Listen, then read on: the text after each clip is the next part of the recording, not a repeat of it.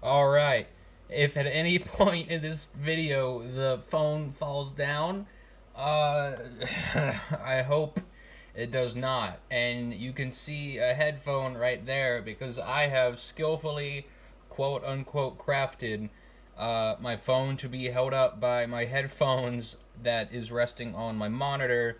And obviously, I have the paper here. So, I am going to list off everything that needs to be listed off about this video, and I'm recording this after the one of me doing it in person. So if you are watching this first, then you may be a little confused, but if you are watching this secondly, then groovy, righteous, and hopefully I can get to recording. And I'm doing this all in one take, so if any technical difficulties come about, then of course they shall, and they have, because my Google Docs have froze for a little bit, but now they are back.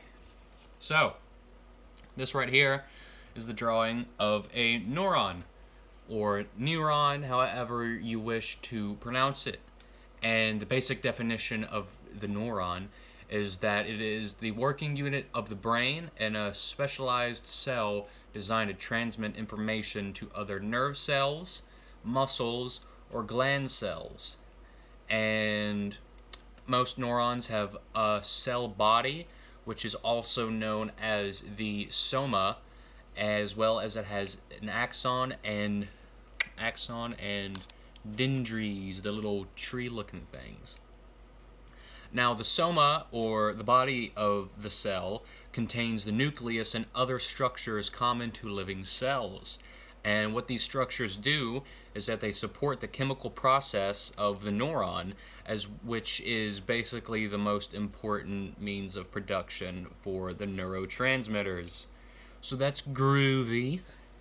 And these, the little tree things, like I stated previously, are the dendries. And these are the projections of the nerve cell. And what they do is that they receive information or signals from other neurons, and they transfer this information from one neuron to another one. And what they do is that they transfer all of these through chemical signals and electrical impulses, and they give off, electrochemical signals, and it tells everybody what's going on. And this little tail part here, known as the axon, is also called the nerve fiber of the cell, or the neuron, that whole jazz. And what that does is it carries nerve impulses away from the cell body.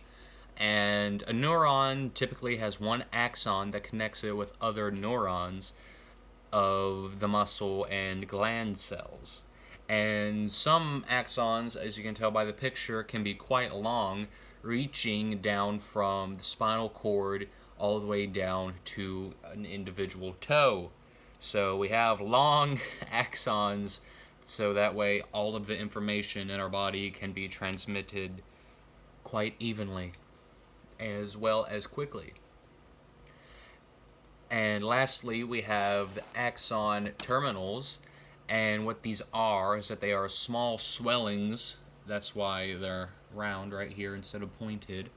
And they are found at the terminal ends of axons. And these are typically just where synapses are found with other neurons. And these neurotransmitters are stored in this area to communicate with other neurons via these synapses. So that's all I have written down in my notes on Google Docs. And other than that, I believe that is all we have to talk about. So, hope you enjoyed it. Peace out, whichever cowabunga you want to go with. I shall see you on class on Monday.